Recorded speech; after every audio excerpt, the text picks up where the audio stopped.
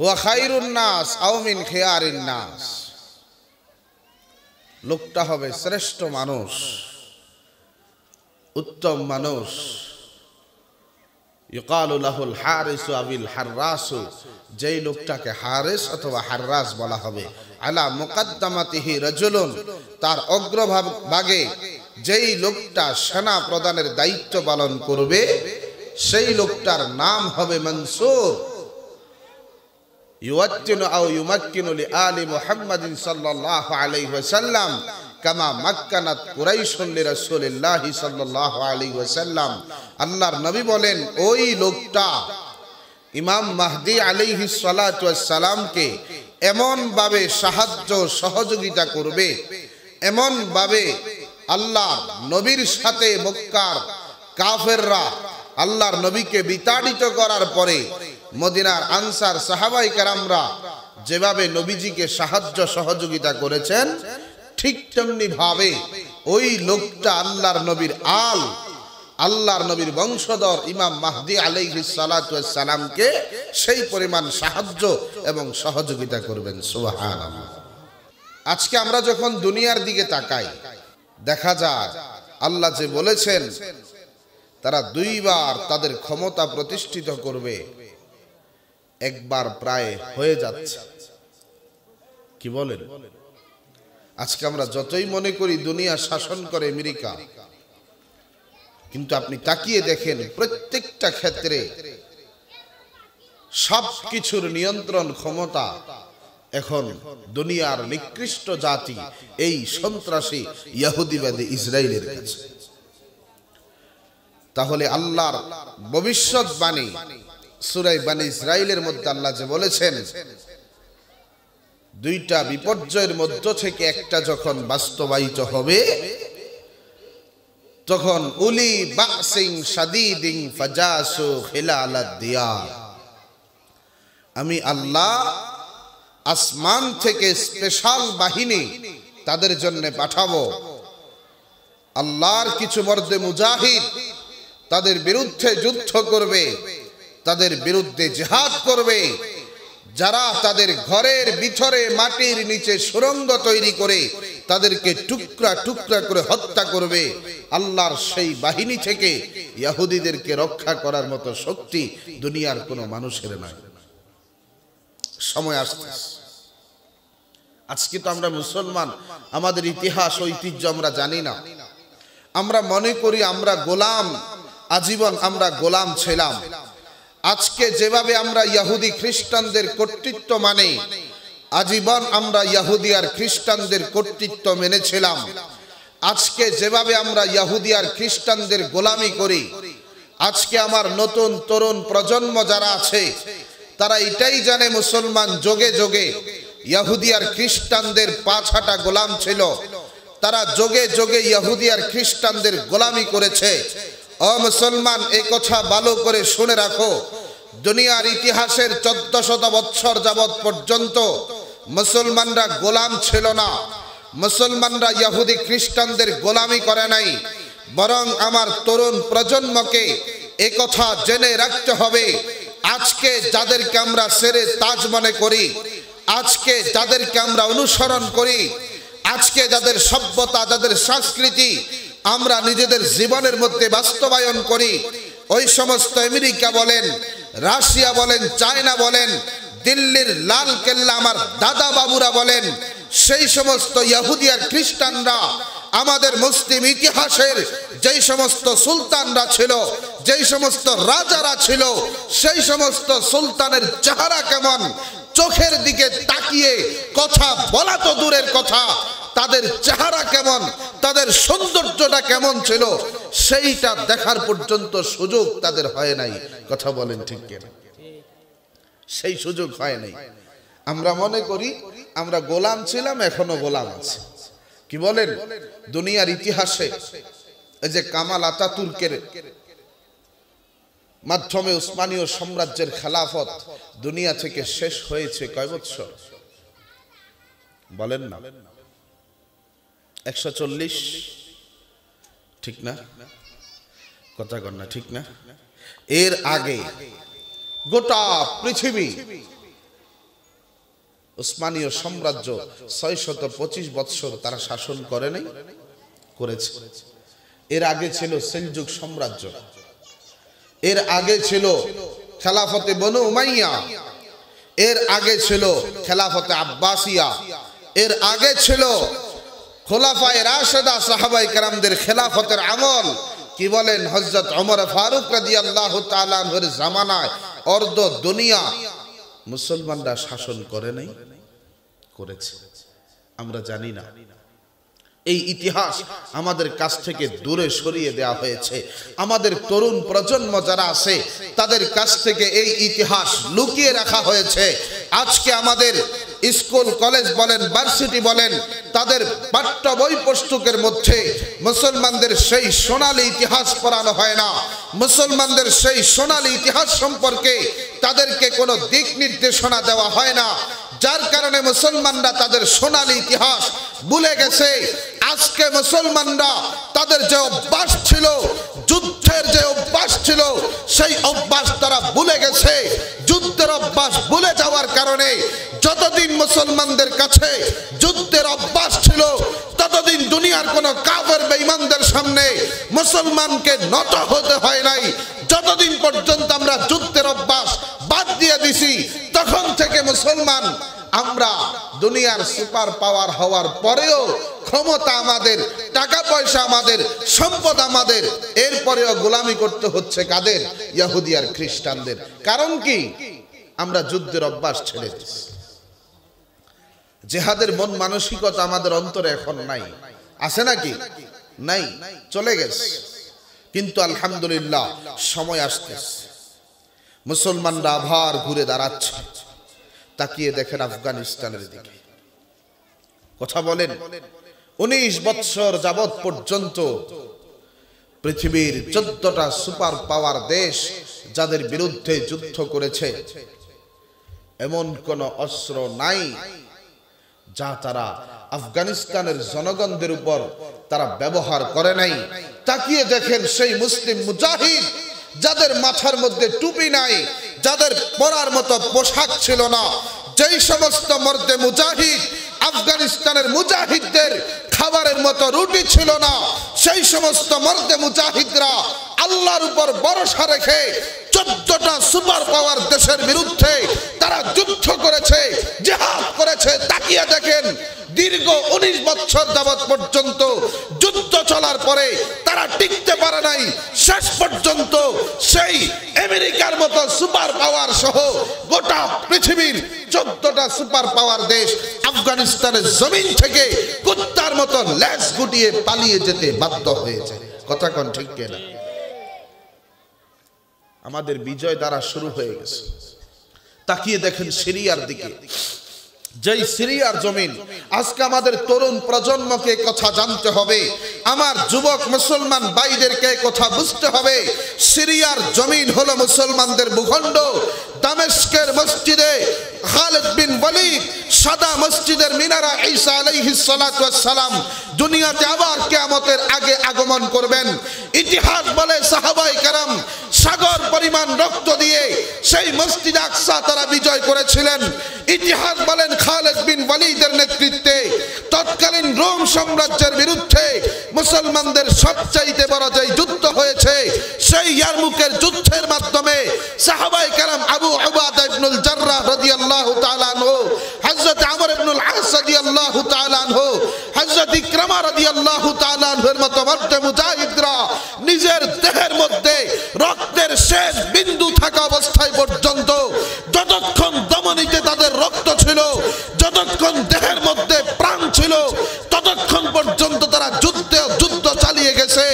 ইতিহাস বলে হাজার হাজার মুসলমানদের লাশ জমিনের মধ্যে পড়ে থেকেছিল। সাহাবায়ে কেরাম সেই যুদ্ধে তারা রক্ত দিয়েছেন। 1400 সাহাবায়ে কেরাম এক একটা করে চোখ তারা হারিয়েছেন। যুদ্ধের ময়দানের প্রত্যেকটা প্রান্ত থেকে আওয়াজ এসেছিল, আমার চোখ চলে গেল, আমার হাত চলে গেল, আমার পাও চলে গেল। প্রত্যেকটা প্রান্ত থেকে আওয়াজ এসেছিল, হয়েছিল সাহাবায়ে লাশ জমিনের মধ্যে পড়ে থাকতে থাকতে তাদের কবর রচিত হয়েছিল সাগর পরিমাণ রক্ত দিয়ে। সেই সিরিয়া তারা বিজয় করেছিলেন। আজকে সিরিয়ার মতো পবিত্র ভূখণ্ড, হাজার হাজার আম্বিয়া কেরাম যেই সিরিয়ার জমিনের মধ্যে আল্লাহ দুনিয়ার মধ্যে পাঠিয়েছেন, সেই পবিত্র জমিনের মধ্যে তাকিয়ে দেখেন আসাদের সেই পূর্বপুরুষরা 54 বছর যাবৎ পর্যন্ত সিরিয়ার জমিনের মধ্যে আমার মুসলমান শিশু বাচ্চাদের রক্তে গোটা সিরিয়ার জমিনকে তারা রঞ্জিত করেছিল। আমার মা বোনদের ইজ্জত তারা লুণ্ঠন করেছিল। আমার মুসলিম মুজাহিদদের নিথর দেহ জমিনে পড়ে থাকতে থাকতে সেই জমিনের মধ্যে লক্ষ লক্ষ কবর রচিত হয়েছিল। তাকিয়ে দেখেন 54 বছর তারা হত্যাযজ্ঞ আর ধ্বংসলীলা চালিয়েছে। 14 বছর গৃহযুদ্ধের পরে সেই আসাদের মতো কুত্তা সিরিয়ার জমিনের মধ্যে টিকে থাকতে পারে নাই। রাশিয়ার 5-6টা গোলাম সেই মুসলমানদের প্রতিরোধের মুখে, মুসলিম মুজাহিদদের প্রতিরোধের মুখে টিকে থাকতে পারে নাই, ল্যাস গুটিয়ে পালিয়ে যেতে বাধ্য হয়েছে। ঠিক না? এখন দেখেন সিসির বিরুদ্ধে আন্দোলন হচ্ছে। মিশরের সিসি কোন? ঠিক না? সিসির বিরুদ্ধে আন্দোলন হচ্ছে না? এই আন্দোলন চলবে ইনশাআল্লাহ, আন্দোলন চলবে। দেখবেন সময় বেশি দিন না, সিসিরও বিদায় হবে। আল্লাহর নবীর ভবিষ্যৎবাণী। সাহাবাই কারামরা যখন আল্লাহর নবী দুনিয়া থেকে চলে গিয়েছিলেন, আল্লাহর সত্য দিনকে দুনিয়ার মধ্যে তারা প্রসারিত করার জন্যে, আল্লাহর জমিন আল্লাহর বিধানকে কায়েম করবার জন্যে তারা যেভাবে গোটা পৃথিবীর প্রত্যেকটা প্রান্তে প্রান্তে ছড়িয়ে পড়েছিলেন, তাদের যে মিশন ছিল আল্লাহর জমিনকে গোটা দুনিয়ার মধ্যে প্রতিষ্ঠিত করা, তাদের প্রতিষ্ঠিত দিন আজকে যারা বুলুণ্ঠিত করেছে, তাদের প্রতিষ্ঠিত দিনকে যারা আল্লাহর জমিন থেকে উৎখাত করার ষড়যন্ত্র চক্রান্ত করেছে, তারা যথেষ্ট সফল হয়েছে। এখন আর সফল হবে না ইনশাআল্লাহ। তাকিয়ে দেখবেন সিসির পরে আমাদের ভারতের দিল্লির দাদা বাবুরা আছে না, ওই দাদা বাবুদের লাল কেল্লায় তাকিয়ে দেখবেন আবার ইসলামের কালেমার ঝান্ডা উত্তোলন হবে।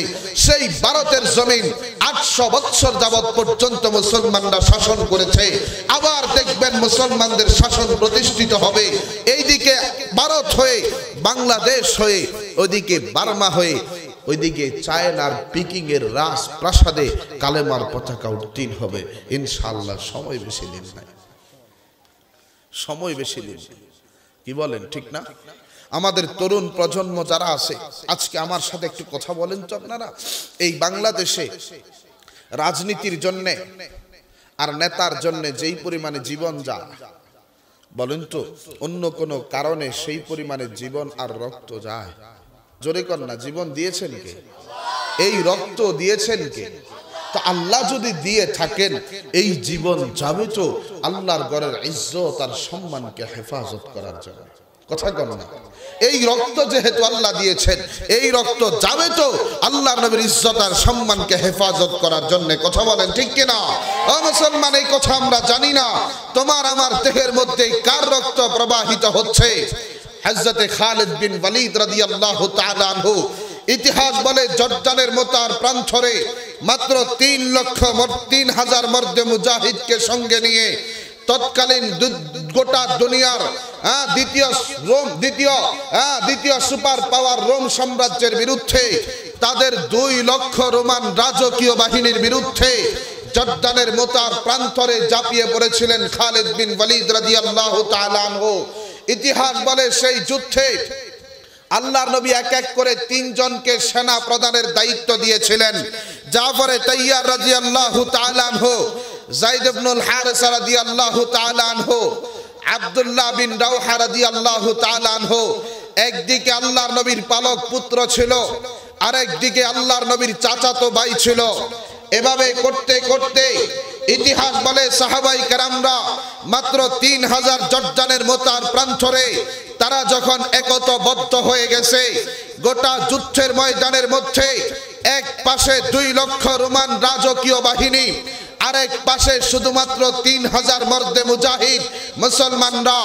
ইতিহাস বলে মুহূর্তের মধ্যে যুদ্ধের ময়দানের মধ্যে যুদ্ধ শুরু হয়ে গেছে।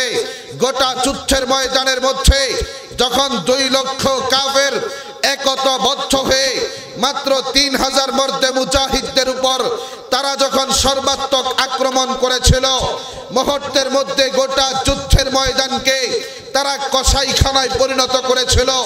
ইতিহাস বলে সাহাবায়ে কেরামরা সেই দিন হতচকিত হয়ে তাকিয়ে থেকেছিল। ইতিহাস বলে মুসলমানদের প্রথম সেনা কমান্ডার জানবাজ যুদ্ধ করতে করতে এক পর্যায়ে তিনি শাহাদাত বরণ করলেন।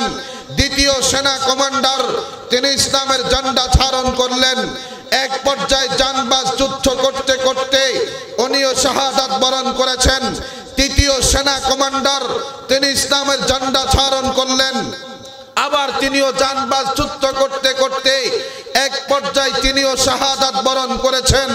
3 জন সেনা কমান্ডার আল্লাহর নবী কর্তৃক সাহাবায়ে কেরাম 3 জন সেনা কমান্ডার শাহাদাত বরণ করার পরে মুসলমানরা অস্থির হয়ে গেছে, মুসলমানরা চিন্তিত হয়ে গেছে। এই কঠিন সময়ের মধ্যে আমাদেরকে কমান্ড করার মতো কোনো যোদ্ধা যুদ্ধের ময়দানের মধ্যে উপস্থিত নাই। ইতিহাস বলে খালিদ বিন ওয়ালিদ রাদিয়াল্লাহু তাআলা আনহু ইসলাম ধর্ম গ্রহণ করেছিলেন মাত্র 3 মাস হয়েছে। সাহাবায়ে কেরামরা ডাক দিয়া বলেছিলেন, ও খালিদ বিন ওয়ালিদ, আজকে মুসলমানদের এই কঠিন সময়ের মধ্যে তাদেরকে কমান্ড করার মতো যোগ্যতাবান মানুষ, আপনার চাইতে বেশি যোগ্যতা সম্পন্ন কোন মানুষ যুদ্ধের ময়দানের মধ্যে উপস্থিত নাই, কাজেই আপনি ইসলামের ঝান্ডা ধারণ করেন। ইতিহাস বলে এই কথা বলার সঙ্গে সঙ্গে উনি ইসলামের ঝান্ডা ধারণ করেছেন। মাত্র 3000 মর্দে মুজাহিদ মুসলমানদেরকে 2 লক্ষ রোমান রাজকীয় বাহিনীর সমান্তরালে তিনি দাঁড় করিয়ে দিলেন, যাতে করে কোন অবস্থায় কাফেররা মুসলমানদের পেছনের দিক থেকে অথবা পার্শ্ব দেশ থেকে যাতে করে তারা মুসলমানদের উপর ঝাঁপিয়ে পড়তে না পারে। এরপরে ক্ষুধার্ত বাঘের ন্যায় মাত্র 3000 মুসলমানদেরকে সঙ্গে নিয়ে 2 লক্ষ রোমান রাজকীয় বাহিনীর উপর ঝাঁপিয়ে পড়েছিলেন। ইতিহাস বলে অল্প কিছুক্ষণের মধ্যে সাহাবায়ে কেরামরা 2 লক্ষ রোমান রাজকীয় বাহিনীর উপর তারা এমন আক্রমণ রচনা করেছিল, মাত্র 3000 মুসলমান 2 লক্ষ কাফেরদের বিরুদ্ধে তারা যুদ্ধ করতেছে। 2 লক্ষ কাফের হতচকিত হয়ে তাকিয়ে থেকেছিল, আর তারা চিন্তা করতেছে কিসের শক্তিতে মুসলমানরা এতটাই আক্রমণাত্মক হয়ে গেছে। ইতিহাস বলে খালিদ বিন ওয়ালিদ রাদিয়াল্লাহু তাআলা আনহুর আঘাতের প্রচণ্ডতা এতটাই বেশি ছিল, উনার হাতে থাকা তরবারি আঘাতের দখল সহ্য করতে না পেরে ভেঙ্গে জমিনের মধ্যে পড়ে গেছে। উনি আরেকটা তরবারি হাতে নিলেন, তাও ভেঙ্গে পড়ে গেছে। আরেকটা তরবারি হাতে নিলেন, তাও ভেঙ্গে পড়ে গেছে। আরেকটা তরবারি হাতে নিলেন, তাও ভেঙ্গে পড়ে গেছে। ইতিহাস বলে এক একটা করে 9টা তরবারি ভেঙ্গে টুকরা টুকরা হয়ে গেছে। আর সেই তরবারির নিচে অসংখ্য রোমান যোদ্ধা তারা তাদের জান বিসর্জন দিয়েছে। ইতিহাস বলে সেই যুদ্ধে মুসলমান ছিল মাত্র 3000 আর রোমান রাজকীয় বাহিনী ছিল 2 লক্ষ। যুদ্ধ করে দেখা গেল মাত্র 8 জন মুসলমান 12 জন মুসলমান শাহাদাত বরণ করেছিল, আর 8000 কাফেরকে কসু কাটা করে জাহান্নামে পাঠিয়ে দিয়ে সেই দিন জর্দানের মোতার প্রান্তরে সাহাবায়ে কেরামরা খালিদ বিন ওয়ালিদের নেতৃত্বে সেই জমিনে আল্লাহর কালেমার ঝান্ডা উত্তোলন করেছিলেন। সবাই জোরে কন্যা সুবহানাল্লাহ। আমার আপনার দেহে যার রক্ত আছে তা তো খালিদ বিন ওয়ালিদের রক্ত, কথা বলেন না কেন, ঠিক না? তারা যেভাবে জানবাজ যুদ্ধ করে নিজের রক্তের শেষ বিন্দু থাকা অবস্থায় ইসলামের জন্য সর্বোচ্চ ত্যাগ করে আল্লাহর জমিন আল্লাহর বিধানকে বাস্তবায়িত করেছেন, কথা বলেন, এই দিনকে রক্ষা করার দায়িত্ব আমার আপনার আছে না নাই? জোরে কোন আছে না নাই? অবশ্যই আল্লাহর নবীর রেখে যাওয়া এই দিনকে আমাদেরকে হেফাজত করতে হবে, ঠিক কিনা? জোরে কোন। দেখবেন যোগের সালাউদ্দিন আইয়ুবী যখন আবার দুনিয়ার মধ্যে আত্মপ্রকাশ করবে, যোগের সালাউদ্দিন সুলতান মাহমুদ গজনবী যখন আবার দুনিয়ার মধ্যে আত্মপ্রকাশ করবে, মুহাম্মদ বিন কাসিমের মতো মর্দে মুজাহিদ আবার যখন দুনিয়ার মধ্যে আত্মপ্রকাশ করবে, ওই যে খালিদ বিন ওয়ালিদের মতো সেনা কমান্ডার যখন আবার মুসলিম মুজাহিদদের মধ্যে জাগ্রত হবে, ওই যে সাদ ইবনে আবি ওয়াক্কাস রাদিয়াল্লাহু তাআলা আনহুর মতো সেনা কমান্ডার, পারস্য সাম্রাজ্য বিজেতা সাদ ইবনে আবি ওয়াক্কাস, ওনার মতো মর্দে মুজাহিদ যখন আবার দুনিয়ার মধ্যে আত্মপ্রকাশ করবে, আমর ইবনুল আস রাদিয়াল্লাহু তাআলা আনহু, আবু উবাদা ইবনুল জাররাহ রাদিয়াল্লাহু তাআলা আনহু, হযরত ইকরামা রাদিয়াল্লাহু তাআলা আনহু এর মতো সাহাবায়ে কেরামরা ইয়ারমুকের যুদ্ধের প্রান্তরে যখন কাফেররা মুসলমানদের বাম বাহুটা ভেঙে দিচ্ছিল, মাত্র 400 মুসলিম যোদ্ধা লক্ষ লক্ষ তীরের সামনে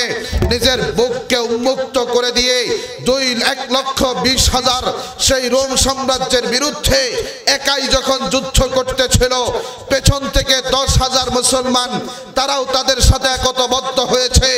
ওই যে তাবু থেকে নারীরা পর্যন্ত বের হয়ে গেছে, তরবারি নিয়ে আর তাবুর খুঁটি নিয়ে চিৎকার করে তারা বলতে থাকতেছিল যে এই খতনাবিহীনদের তরবারিতে বাহুতে তোমরা আঘাত করো। ইতিহাস বলে সেই দিন মুসলমানদের প্রতিরোধ এতটাই কঠিন ছিল, 2 লক্ষ কাফের হাজারো চেষ্টা করে কোন অবস্থায় মুসলমানদের কোনটা বাহু তারা ভাঙতে পারে নাই। যুদ্ধের শ্রেষ্ঠতম দিনে মুসলমানরা সর্বাত্মক আক্রমণ করে সেই দিন 1,20,000 রোমান রাজকীয় বাহিনীর 1,20,000 যোদ্ধাকে হত্যা করে সেই দিন রোম সাম্রাজ্যের বুকে তাদের আকাশচুম্বী দাম্ভিকার অহংকারের মধ্য দিয়ে সাহাবায়ে কেরামরা কবর রচনা করে সেই দিন জর্দানের মোতার প্রান্তরে আল্লাহর কালেমার ঝান্ডা উত্তোলন করেছিলেন। সেই সমস্ত মর্দে মুজাহিদরা আবার যখন দুনিয়ার মধ্যে আত্মপ্রকাশ করবে, এদেশের বাংলাদেশ সহ গোটা বিশ্বের মুসলমানরা একতাবদ্ধ হয়ে যাবে। ওই সময় এদেশের আলেম ওলামা ডাক দিবে, বাংলাদেশের মুসলমান তাওহীদি জনতা আশিকে রাসূল একতাবদ্ধ হয়ে যাও, আল্লাহর ঘরের ইজ্জত আর সম্মান রক্ষা করতে হবে, বাইতুল মুকাদ্দাসকে রক্ষা করতে হবে, সেই ইসরায়েলের ভূখণ্ড মুসলমানদের ভূখণ্ডকে উদ্ধার করতে হবে। যদি আপনাকে আর আমাকে ডাক দেন, আমি বলতে চাই এদেশের উলামায়ে কেরাম একতাবদ্ধ হয়ে এদেশের জনগণকে ডাক দিলে এদেশের জনগণ সর্বাত্মক আল্লাহর ঘরের ইজ্জত আর সম্মানকে হেফাজত করতে রাজপথে বুকের তাজা রক্ত ঢেলে দিতে তারা সর্বাত্মক প্রস্তুত রয়েছে। ঠিক কিনা জোরে কও? কি বলেন, রাজি আছেন ইনশাআল্লাহ? আল্লাহর ঘরের জন্য আমার জান কুরবান হবে, কথা বলেন, এর চাইতে খুশ নসিব আর কিছু হতে পারে? কথা কন না রে ভাই, আর কিছু হতে পারে? বলেন, আল্লাহর ঘরের জন্য, আল্লাহর দ্বীনের জন্য, গোটা পৃথিবীর মধ্যে আল্লাহর দুনিয়া আল্লাহর কোরআনের বিধান বাস্তবায়নের জন্য প্রয়োজনে নিজের জান বিসর্জন দিতে কারা কারা প্রস্তুত আছেন দেখান তো। আল্লাহ কবুল করেন, আমিন বলেন, জোরে কর না আমিন। আল্লাহ কবুল করেন, আল্লাহ যোগে যোগে মর্দে মুজাহিদ তৈরি করে দিবেন ইনশাআল্লাহ। কর না ইনশাআল্লাহ? সেই অনাগত বিজয়ে আমরা শরীক হতে রাজি আছি তো ইনশাআল্লাহ? জোরে কর না, রাজি আছি তো ইনশাআল্লাহ?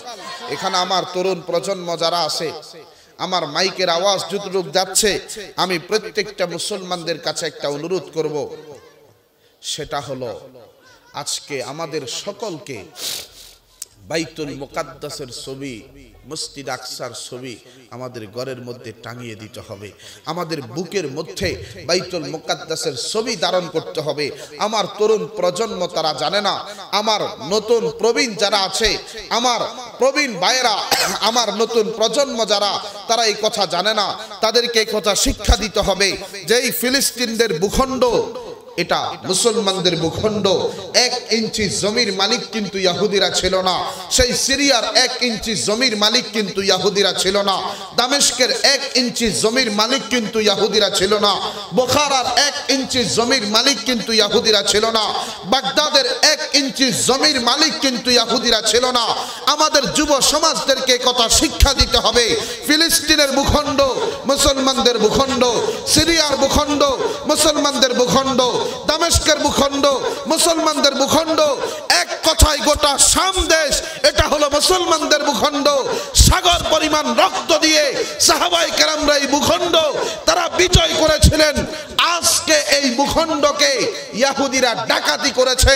আমাদেরকে স্মরণ রাখতে হবে, আমার ঘরে ডাকাত ঢুকলে যেভাবে আমরা ডাকাতকে পিটিয়ে শায়েস্তা করে বিদায় করি, সময় আসতেছে মুসলমানরা একতাবদ্ধ হয়ে মুসলমানদের ভূখণ্ড থেকে ইহুদিদেরকে ডাকাতদেরকে পিটিয়ে বিদায় করে মুসলমানদের ভূখণ্ডকে আবার উদ্ধার করতে হবে। ঠিক কিনা জোরে আপনি বলেন? ইসরায়েলের 1 ইঞ্চি জমির মালিক কি ইহুদিদের? কথা কন না। গোটা দুনিয়া থেকে একজন, 2 জন, 3 জন করে ফিলিস্তিনের পাশে তারা গাটি করতে করতে গোটা ইসরায়েল তারা দখল করে এখন গোটা পৃথিবীর উপর তারা নেতৃত্ব চালিয়ে যাচ্ছে। কি বলেন? শেরে খোদা আলী রাদিয়াল্লাহু তাআলা আনহু বলেন না, হযরত আলী ইবনে আবি তালিব কাররামাল্লাহু ওয়াজহা, উনি কি সেই খাইবার যুদ্ধের ময়দানে গোটা দুনিয়ার গাটি ছিল ইহুদিদের খাইবার। এই খাইবার যুদ্ধে মাত্র কতজন? উনি তো মাত্র 1200 মুসলমানকে সঙ্গে নিয়ে 10,000 ইহুদির বিরুদ্ধে যুদ্ধ করে বিজয় লাভ করেছিলেন। এই ইহুদিরা হলো নিকৃষ্ট জাতি। এই ইহুদিদের, এদের মতো নিকৃষ্ট জাতি দুনিয়াতে আর কেউ নাই। এরা হলো নিকৃষ্ট জাতি। এই নিকৃষ্ট জাতি তারা খাইবারের মধ্যে একতাবদ্ধ হয়েছিল, মদিনার মধ্যে সর্বশেষ নবী আসবে, তারা সেই নবীর উপর ঈমান এনে তাদেরকে দণ্ড করবে। একমাত্র কারণ ইসহাক আলাইহিস সালাতু ওয়াস সালামের বংশ থেকে আখেরি নবী পয়গম্বর নবী মুহাম্মদুর রাসূলুল্লাহ দুনিয়াতে আসে নাই। ইসমাঈল আলাইহিস সালাতু ওয়াস সালামের বংশ থেকে আসছে। ইহুদিরা ইসহাক আলাইহিস সালামের বংশধর, যার কারণে এই অহংকারে আল্লাহর নবীর প্রতি তারা ঈমান আনে না। কত বড় নিকৃষ্ট! আজকে তাকিয়ে দেখেন, এই ফিলিস্তিনের জমিনের মধ্যে 90,000 আম্বিয়ায়ে কেরামদের কবর সেখানে আছে। কত হাজার? কথা কন না। এই 90,000 আম্বিয়ায়ে কেরামদের রওজা মুবারক যে ভূখণ্ডে আছে, দিনে রাতে সেই ভূখণ্ডের উপর বোমা ফুটে। কথা কন, আমার আপনার কলিজায় লাগে না? আম্বিয়ায়ে কেরামদের কবরের উপর বোমা ফুটে, কি বলেন? ইনশাআল্লাহ তাদের কিন্তু ভয়াবহ পতন হবে ইনশাআল্লাহ। ঠিক কিনা জোরে কন? আজকে আমরা যেখানেই যাচ্ছি, এদেশের প্রত্যেকটা জায়গা, এদেশের প্রত্যেকটা তরুণ সমাজকে, আমাদের যুবক ভাইদেরকে আমরা তাদের অন্তরে একটা প্রেরণা, একটা জজবা আমরা তৈরি করে দিচ্ছি। আমরা যেটাই বলতে চাই, শোনো মুসলমান, অনেক মার খেয়েছে। আমি গতকালকে টেকনাফে ছিলাম, রোহিঙ্গাদের অবস্থা দেখে আমি চোখের পানি ধরে রাখতে পারে নাই। আজকে 10 লক্ষের চাইতে বেশি রোহিঙ্গা মুসলমান তাদেরকে হত্যা করেছে। 10 লক্ষের চাইতে বেশি বাংলাদেশের মধ্যে তারা বসবাস করতেছে। সিরিয়ার জমিনের দিকে তাকিয়ে দেখেন, মুসলমানদের রক্তে আল্লাহর জমিন লাল হয়ে যাচ্ছে। সেই ফিলিস্তিনের জমিনের মধ্যে তাকিয়ে দেখেন, দিনরাত 24টা ঘন্টা বোমার পরে বোমা ফুটতেছে। আমরা মাইরের পর মাইর খাচ্ছি না, আর মার খাওয়ার সময় নাই, আর মার খাওয়ার সময় নাই, আর চুপ থাকার সময় নাই, আর নিন্দা প্রস্তাব করার সময় নাই, আর শোক প্রস্তাব করার সময় নাই, আর প্রতিবাদ আর সংগ্রাম আর মিছিল করার সময় নাই। একতাবদ্ধ হয়ে ইসরায়েলের বিরুদ্ধে 57টা মুসলিম দেশকে যুদ্ধের ঘোষণা করে দিতে হবে। আমরা তো এই কথা প্রকাশ্যে বলেছি, যদি যুদ্ধের ঘোষণা আসে, এই বাংলাদেশ থেকে দেশের আলেম ওলামা আল্লাহর পবিত্র ঘর বাইতুল মুকাদ্দাসকে রক্ষা করতে কম পক্ষে হলেও 50 লক্ষ মুজাহিদ তাদেরকে দেবে। ঠিক কিনা জোরে বলেন? কি বলেন? আল্লাহর ঘরের ইজ্জত আর সম্মানকে হেফাজত করতে প্রয়োজনে জান বিসর্জন দিতে রাজি আছি না ইনশাআল্লাহ? আল্লাহ কবুল করেন, আমিন বলেন। আল্লাহ কবুল করেন, জোরে কর না আমিন। আরো একটা অনুরোধ আমি আপনাদের কাছে করব, সেটা হলো এই বাংলাদেশে একটা ক্ষেত্র তৈরি হয়েছে। কথা কোন ঠিক না? বাংলাদেশে আমরা স্বাধীনতার পর থেকে অনেক দল ক্ষমতায় ছিল। কথা কোন ঠিক না? অনেকে আসছে গেছে, কিন্তু কেউ এদেশের জনগণের ভাগ্য পরিবর্তন করতে পারে না। কথা কন না ঠিক না? বাংলাদেশের মুসলমানরা মনে করেছিল সরকার চলে গেছে, মোটামুটি অন্তর্বর্তীকালীন সরকারের সময় কিছুটা হলো শান্তি পাবে। আরে ভাই, আপনি আশ্চর্য হবেন, আমি আমার পরিবারের আইডি কার্ড বানাবো। কি আইডি কার্ড? কতগুলা কাগজপত্র লাগতেছে। সেখানে যাওয়ার পরে যেই দৃশ্যটা দেখছি, আসলে নিজেকে এই দেশের, যে আমি যে একজন নাগরিক, আমার নাগরিকত্ব অধিকার কোথায় গেছে? কর না, হ্যাঁ? ওই যে মেম্বারের কাছে গেছে, ওখানেও ঘুষ দিতে হয়েছে, এই টাকা ছাড়া দস্তখত করে না। মহিলা মেম্বারের কাছে যাওয়া গেছে, ওখানেও 100 টাকা ঘুষ। আপনি ফর্ম নিচ্ছেন, ওখানেও ঘুষ দিতে হচ্ছে। জমা দিচ্ছেন, ওখানে চেয়ারম্যান সাইন করবে, সেখানেও ঘুষ দিতে হচ্ছে। মানে মোটামুটি শুধুমাত্র কাগজপত্র তৈরি করার সময় যে লিখতেছে তাকেও 50 টাকা দিতে হচ্ছে। এখন কথা বলেন, একটা আইডি কার্ড বানাবেন, এটা তো আপনার নাগরিকত্ব অধিকার, ঠিক না? আপনার ঘরে বানিয়ে দিয়ে যাবে, এটা হলো নিয়ম। কিন্তু দেখা গেল আপনার ভাড়া খরচ ছাড়াও কমাস কম তার পেছনে 1000 টাকা খরচ করতে হচ্ছে। তাহলে বোঝা যাচ্ছে আপনি যাই করেন না কেন, এদেশের জনগণের ভাগ্য কিন্তু কেউ পরিবর্তন করতে পারে নাই, ঠিক না? আমরা জয় বাংলা দেখেছি, আমরা বাংলাদেশ জিন্দাবাদ দেখেছি, ডিজিটাল বাংলা, আধুনিক বাংলা, নতুন বাংলা, কত কিছু দেখেছি।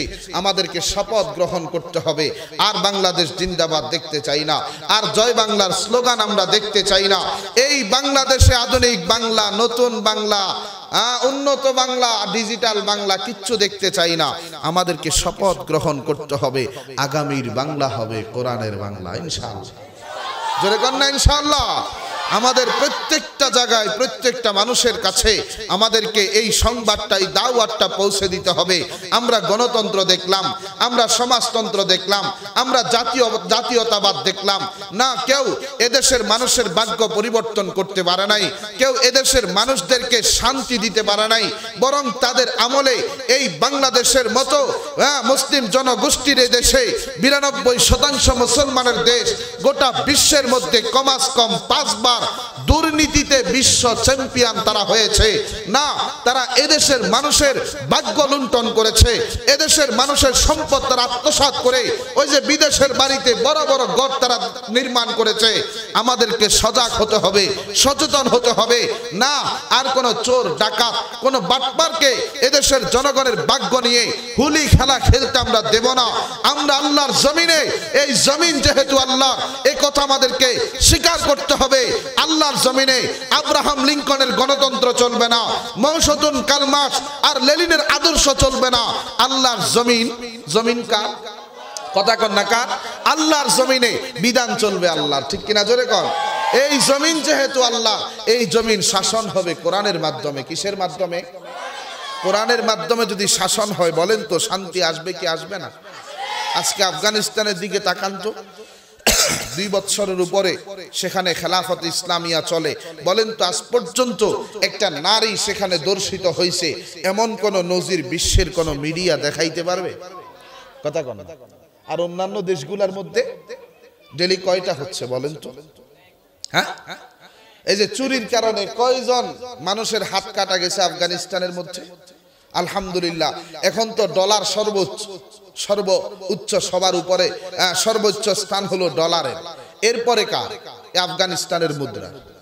ঠিক না? আমি মিথ্যা বলতেছি নাকি? যুদ্ধ বিধ্বস্ত একটা দেশ, বেশি দিন না, মাত্র 2 থেকে 2.5 বছর কোরআনী শাসন চালু করেছে। তাদের শুধু উন্নতি আর উন্নতি। সেখানে সুদ নাই, ঘুষ নাই, অন্যায় নাই, অপরাধ নাই, শান্তি আর শান্তি। বোঝা গেল কোরআন একমাত্র আমাদেরকে শান্তি দিতে পারে। দুনিয়ার কোন মানুষের তৈরি করা মতবাদ আমাদেরকে শান্তি দিতে পারে? এজন্য আমাদেরকে এই কথা শপথ গ্রহণ করতে হবে। আমরা যেখানে যাই, ঘরে যাব, আমাদের নারীরা আছে, তাদেরকে দাওয়াত দিতে হবে।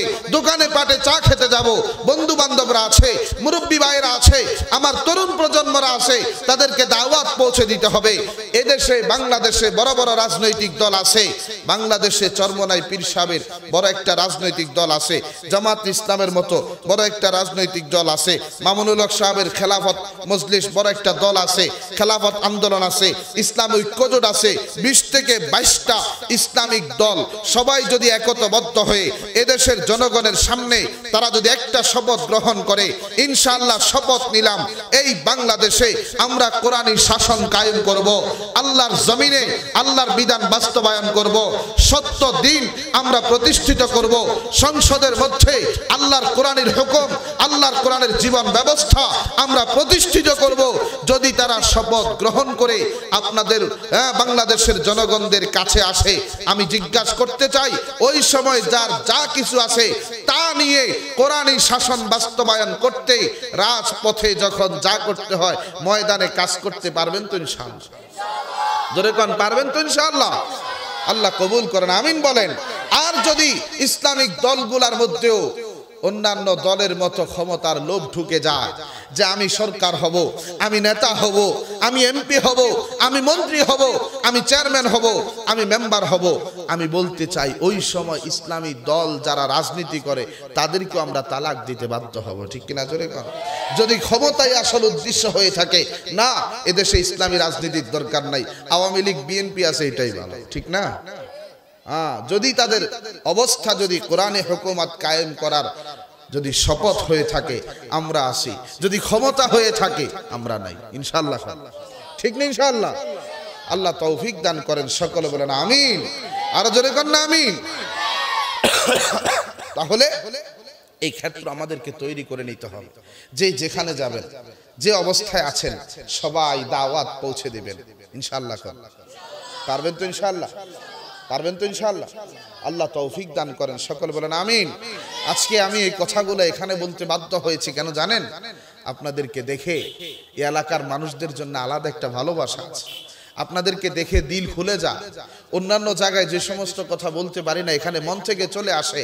আপনাদের যে আয়োজন আলহামদুলিল্লাহ, যতটুক যে কয়েকজন মানুষ যারা যে যতটুক আয়োজন করেছেন আলহামদুলিল্লাহ, আমি দোয়া করি আল্লাহ তাআলা আপনাদেরকে অনেক বড় করুন, আমিন বলেন। আল্লাহ আপনাদের দিলের যত নেক আশা আছে আল্লাহ পূর্ণ করে দেন, আমিন বলেন। আল্লাহ তাআলা ভবিষ্যতে আরো বড় সড় করে ইসলামের দাওয়াতের কাজে নিজেদেরকে ব্যস্ত রাখার, নিজেদেরকে নিয়োজিত করার তৌফিক দান করেন, আমিন বলেন। ইনশাআল্লাহ এর ফলাফল পাবেন, দুনিয়াতেও পাবেন, আখিরাতেও পাবেন, বলেন না আলহামদুলিল্লাহ। আপনি মনে করতে পারেন হুজুর আমরা কিছু মানুষ এলাকার মানুষেরা একত্রবদ্ধ হয়ে এই মাহফিলটার আয়োজন করলাম, এটার ফায়দা কি হলো? আমরা তো দেখা গেল অনেকে নামাজ পড়তো না, এখনো নামাজ পড়তেছে না, তো তাহলে এই মাহফিল করে ফায়দাটা কি হলো? আর ভাই ব্যাপক ফায়দার দরকার নাই, একটা মানুষও যদি পরিবর্তন হয় সবার জন্য আল্লাহ নাজাতের ব্যবস্থা করে দিবে, ঠিক না? ঠিক না? আরে ভাই এই যে মাইক, এতগুলা মাইক লাগাইলেন, আমার এই কথাগুলা আরো যত বড় বড় আলেমরা আসবেন সবাই আলোচনা করবেন, কথাগুলা সবার কানে যাবে না? এগুলা সত্য কথা না মিথ্যা কথা? আমরা এগুলা রিসার্চ করে যাচাই বাছাই করে উম্মতের কানে পৌঁছে দিচ্ছি। আলহামদুলিল্লাহ একজন মানুষের হৃদয়ে যদি পরিবর্তন হয়, আপনারা যারা যুবক ভাই, মুরব্বী বাবা, ছোট বাচ্চারা, মহিলারা যারা কথাবার্তা শ্রমগাম অর্থ দিয়ে এই মাহফিলকে সহযোগিতা করেছেন, আল্লাহ সকলের নাজাতের ব্যবস্থা করবেন, আমিন কোন? আল্লাহ আমাদের সকলের নাজাতের ব্যবস্থা করে দেন, জোরে কোন না আমিন। তো যে কথা আমি বলতে চাচ্ছিলাম, আমাদেরকে এই ক্ষেত্রে এটা আর আসবে না, কোন আসবে না? কথা কোন আসবে? আর আসবে না। যে যখন আসছে এই সময়ের মধ্যে আমাদেরকে কাজটা করতে হবে। কেউ রাগ করছেন নি কোনো? কথা কন না, রাগ করছেন নি কোনো? ভাই রাগ করলে কি করার আছে? সত্য যেটা তা তো বলতে হবে, কথা কন না, সত্যটা বলতে হবে না? সত্য বলতে হবে। আমার ভাই, আমরা 2 সংসারের মানুষ। কয় সংসার? আমার বাবা 2 বিয়ে করছে, আমার আম্মা আগেরটা মারা গেছে, 2 সংসার। আমার ভাই, আমার বড় যিনি, আমি হলাম দ্বিতীয় সংসারের মেজু ছেলে, ও তো বিএনপি করে, বিএনপির বড় নেতা।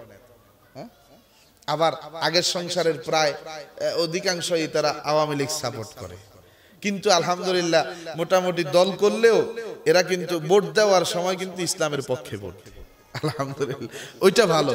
তো যাই হোক করে এদিক সেদিক, তো এখানেও থাকতে পারে। এক একজনের মন মানসিকতা এক এক রকম, তাই বলি সত্য কথা বলতে পারবো না এরকম তো না, সত্য কথা বলতে হবে, কারণ এদেশের মানুষের ভাগ্যে যাতে করে একটু শান্তি আসে, কি বলেন ঠিক না? হ্যাঁ ঠিক না?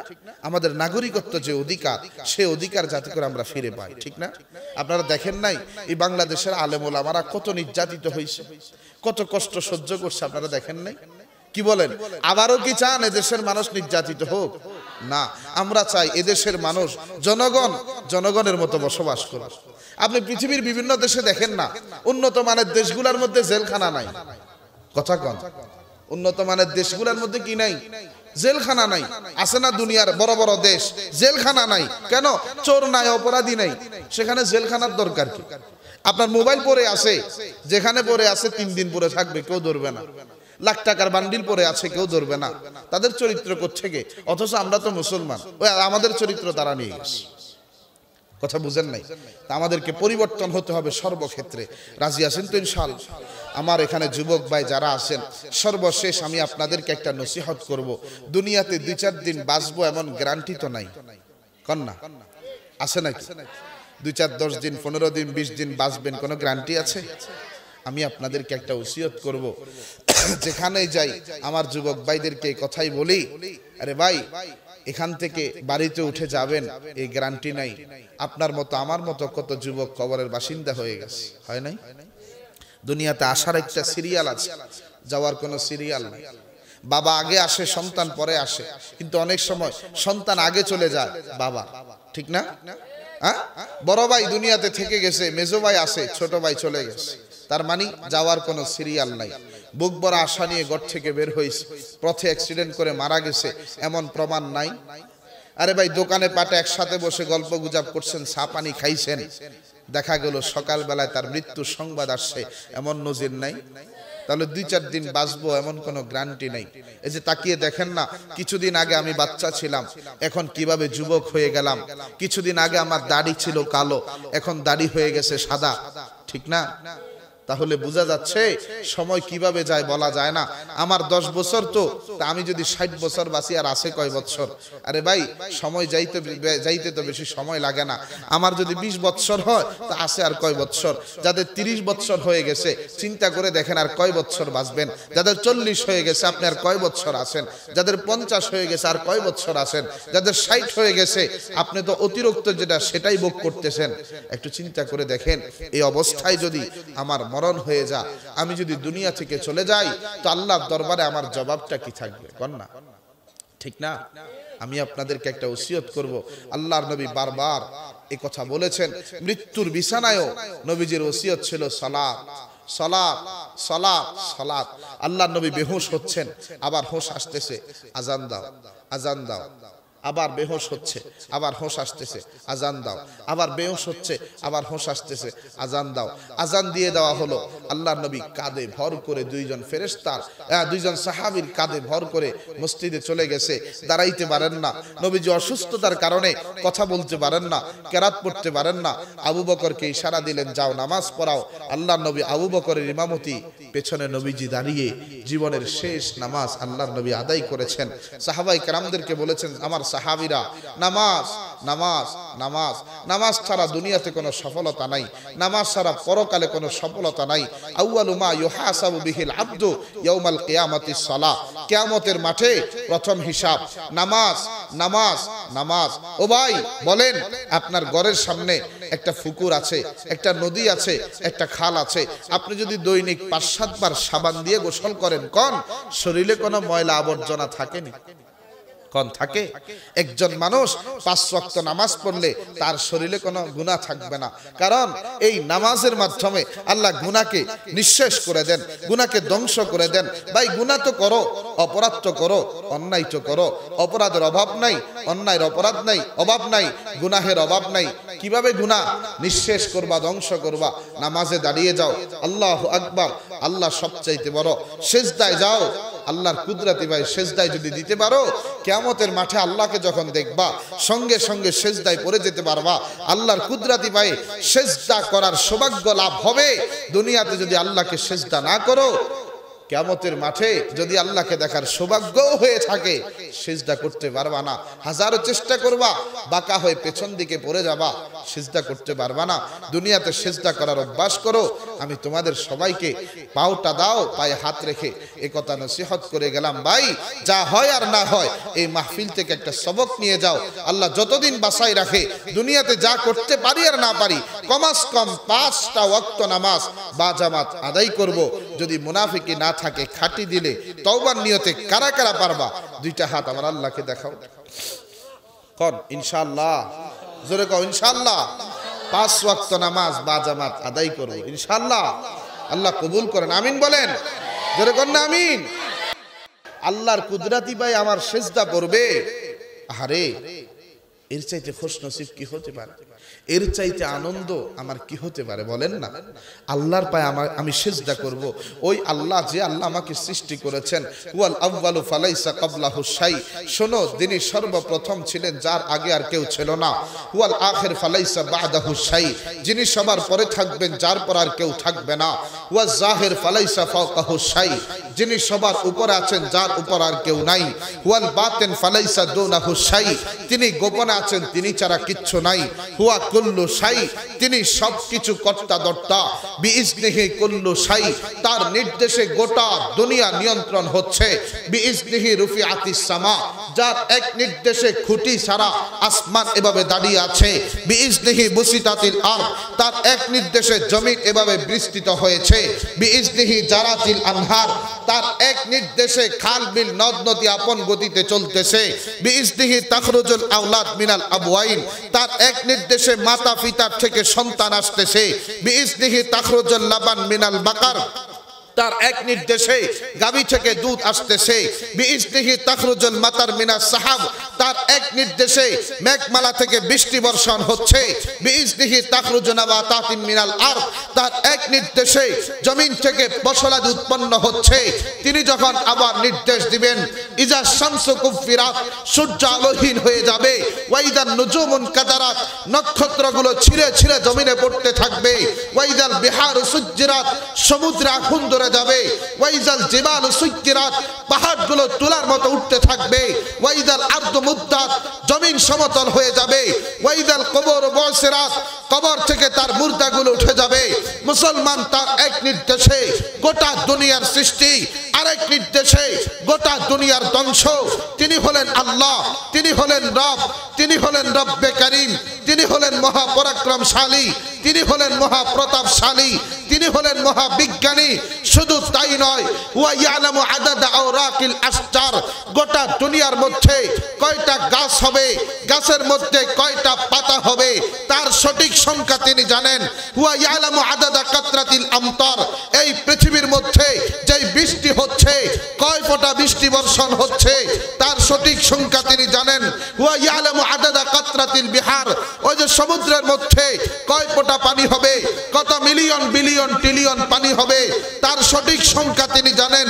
ওয়া ইয়ালামু আদাদার রামাল ফিল মারমালা, ওই যে সমুদ্রের তলদেশে যেই বালুরাশিকা আছে, সেই বালুরাশিকার মধ্যে কয়টা বালু হবে, কয়টা বালুর কণা হবে, তার সঠিক সংখ্যা তিনি জানেন। ওয়া ইয়ালামু তাবিবাতান নামলা আলা সাখরাতি সাম্মা ফি লাইলাতিজ জালমা, অন্ধকার রাত্রে সাত তবক জমিনের নিচে, পাহাড়ের নিচে, পাথরের উপরে যে পিপিলিকা হাঁটতেছে, রব্বে কারীম আমার আল্লাহ সেই পিপিলিকাকে দেখেন, তার পায়ের আওয়াজ শুনেন, কোন উদ্দেশ্যে চলতেছে আমার আল্লাহ জানেন। তিনি হলেন আমার আল্লাহ। হুয়া খালিকুনা হুয়া মালিকুনা, তিনি আমাদের স্রষ্টা, তিনি আমাদের মালিক। হুয়া খালিকু কুল্লি শাই, যাবতীয় সবকিছু তিনি সৃষ্টি করেছেন। ওয়াল্লাযী খালাকা মিনাজ যাররা ইলাল জিবাল, একটা যাররা থেকে পাহাড় পর্যন্ত তিনি সৃষ্টি করেছেন। ওয়া মিনাল ইবরা ইলাস সারুদ, একটা সূচ থেকে রকেট পর্যন্ত তিনি সৃষ্টি করেছেন। ওয়া মিনান নামলা ইলাল জিবরিল, একটা পিপিলিকা থেকে জিবরাইল আমিন পর্যন্ত তিনি সৃষ্টি করেছেন। ওয়া মিনাল ফারস ইলাল আরশ, জমিন থেকে আরশ পর্যন্ত তিনি সৃষ্টি করেছেন।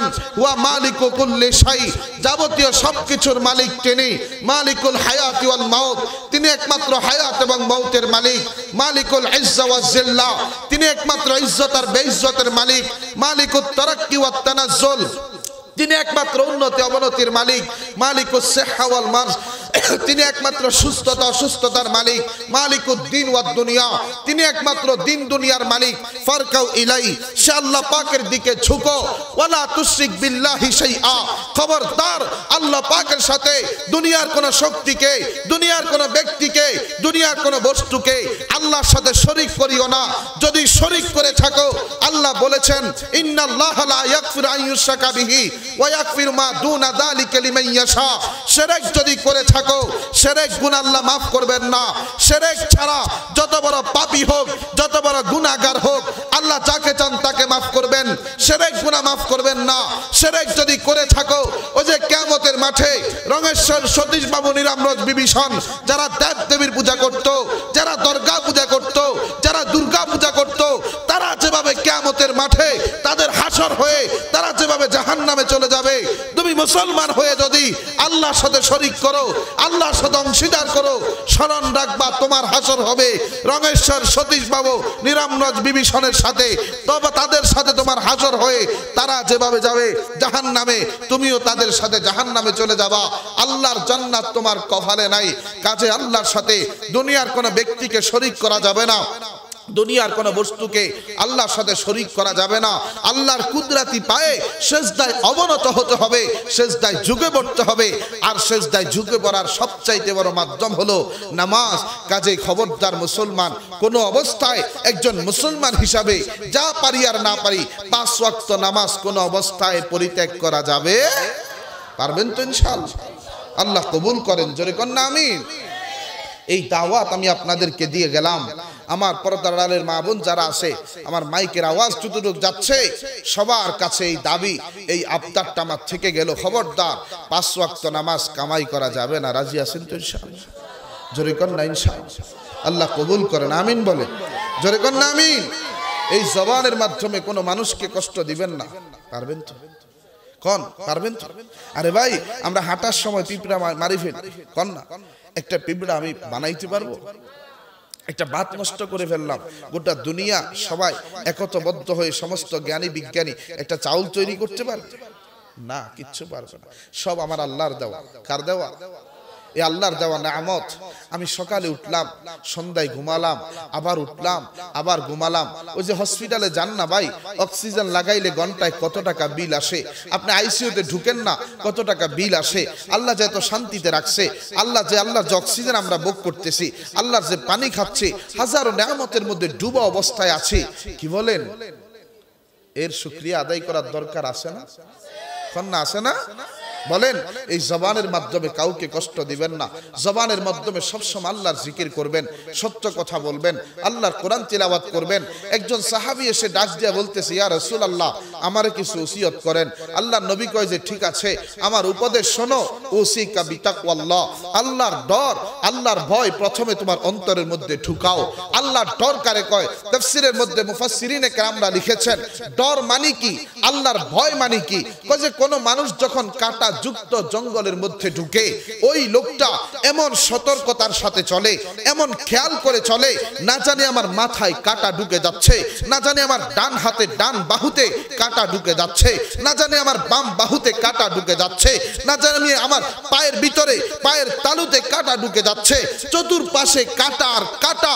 এই কাটা যুক্ত জঙ্গলের মধ্যে আমরা যেভাবে ঢুকি, নিজেকে সতর্কতার সাথে পরিচালনা করি, ওই মি আল্লাহর ডর মানে হলো জীবনের প্রত্যেকটা ক্ষেত্রে যতগুলা কাজ করব, আমার আল্লাহ সন্তুষ্ট কিনা, আমার আল্লাহর হুকুম লঙ্ঘন হচ্ছে কিনা, আমাকে সর্বাত্মক সতর্কতার সাথে খেয়াল করে চলার নামই হলো আল্লাহর ভয়। এই ভয় যদি আমি অন্তরের মধ্যে ঢুকাইতে পারি, তাহলে আজিয়ানুল আমরি করলে দুনিয়ার কাজও সুন্দর, আল্লাহ পরকালও সুন্দর করে দিবেন। সুবহানাল্লাহ। ওই মিয়া কোন মানুষের অন্তরে যদি আল্লাহর ডর থাকে, ব্যবসায়ী মানুষ কোনোদিন ওজনে কম বেশ করতে পারবে? কারণ তার অন্তরে কার ভয় আছে? একজন ইমাম তার অন্তরে খোদার ডর থাকলে কোনোদিন মুসল্লিদের উপর জুলুম করতে পারবে না। একজন সমাজের কর্তা তার অন্তরে খোদার ডর থাকলে কোনোদিন তার অধীনস্থ মানুষদের উপর জুলুম করতে পারবে না। একজন রাষ্ট্রীয় নেতা তার অন্তরে খোদার ডর থাকলে কোনোদিন রাষ্ট্রের সম্পদ আত্মসাৎ করতে পারবে না। এজন্য নবী বলেন, প্রথমে আল্লাহর ডর অন্তরের মধ্যে ঢুকাও, তোমার দুনিয়াও সুন্দর, আখিরাতও সুন্দর। জোরে কন্যা সুবহানাল্লাহ।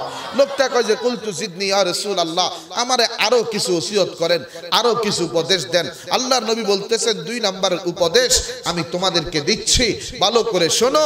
আলাইকা বিতিলাওয়াতিল কোরআন, সব সময় আল্লাহর কোরআনের তিলাওয়াত করো। ও মুসলমান, এক সময় আমাদের সমাজের অবস্থাটা কেমন ছিল? সকাল বেলায় ঘুম থেকে উঠলে প্রত্যেকটা ঘর থেকে কোরআনের শব্দ গুনগুন করে বের হতো, যার কারণে সমাজের মধ্যে, ঘরের মধ্যে শান্তি ছিল। আজকে আমাদের সমাজে শান্তি নাই, ঘর থেকে শান্তি উঠে গেছে, ডিজিটাল হয়ে গেছে, উন্নত হয়ে গেছে, খাবারের অভাব নাই। টাকা পয়সার অভাব নাই, সম্পদের অভাব নাই, সব কিছু আছে, একটা জিনিসের অভাব, সেটা হলো শান্তি নাই। আপনি ঘরে যাবেন শান্তি নাই, মহল্লায় যাবেন শান্তি নাই, দোকানে যাবেন শান্তি নাই, যেখানে যাবেন শান্তি নাই। কেন? আগে তো গর্ত কোরআনের মার্কাজ ছিল, আগে তো দোকান কোরআনের মার্কাজ ছিল।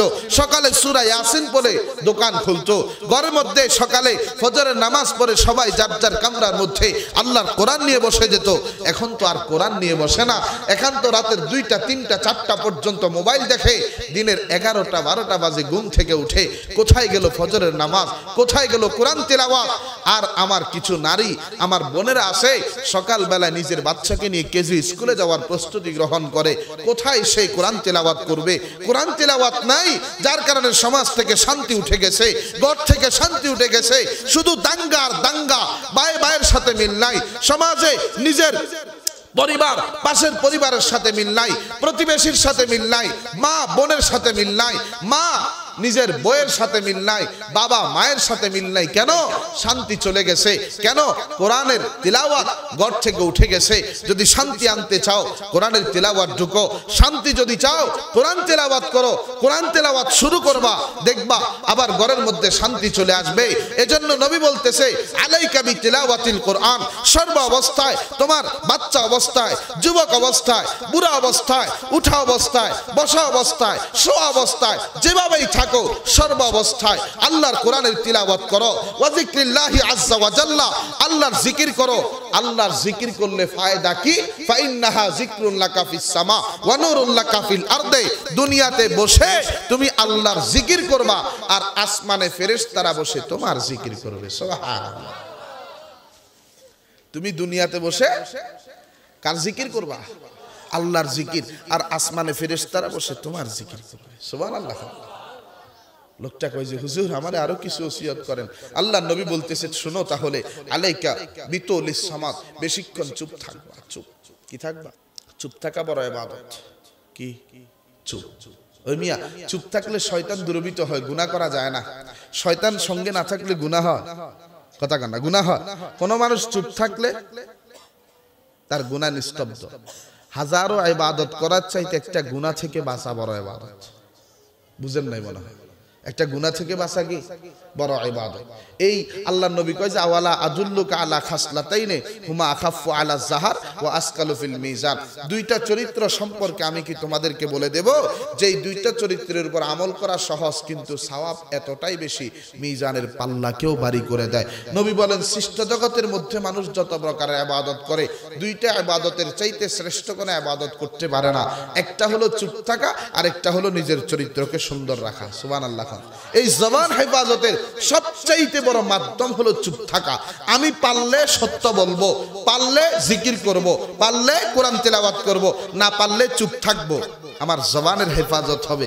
এই জবানের মাধ্যমে কেউ কষ্ট পাবে না, ঠিক কিনা? পারবেন তো ইনশাআল্লাহ? পারবেন তো ইনশাআল্লাহ? কয়টা সবক দিলাম? নামাজ পড়বেন, কোরআন তেলাওয়াত করবেন, বেশিক্ষণ চুপ থাকবেন, জবানকে হেফাজত করবেন। এই 4টা নসিহত যথাযথ মেনে চলবেন তো ইনশাআল্লাহ? জোরে কোন না ইনশাআল্লাহ। আল্লাহ তৌফিক দান করেন, জোরে কোন আমিন। যদি পারেন দুনিয়াও সুন্দর হবে, পরকালও সুন্দর হবে। দুনিয়াতে কয়দিন সময় ভাই? কবরে অনন্তকাল থাকতে হবে, হাসরে উঠতে হবে 50,000 বছর পর্যন্ত, মিজানের পাল্লার সামনে দাঁড়াতে হবে, আল্লাহর সামনে আসামির কাঠগড়ায় দাঁড়াতে হবে। এরপরে পরিণাম 2টা থেকে একটা, হয় জান্নাত না হয় জাহান্নাম। যেখানেই যাবেন চিরস্থায়ী থাকতে হবে, সেখানে আর কোনো মৃত্যু নাই। কাজে এই দুনিয়াতেই আমাদেরকে আখিরাতের প্রস্তুতি নিতে হবে। যেই কথাগুলো বললাম আল্লাহ তাআলা আমাদের সকলকে বুঝার, আমল করার তৌফিক দান করেন। সকলে বলেন আমিন। দুনিয়ার জিন্দেগিতে থাকা অবস্থায় পরকালের সর্বরকমের প্রস্তুতি নিয়ে কবরে যাওয়ার তৌফিক দান করেন। জোরে কোন আমিন। ওয়া আখিরু দাওয়ানা আনিল হামদুলিল্লাহি রাব্বিল আলামিন।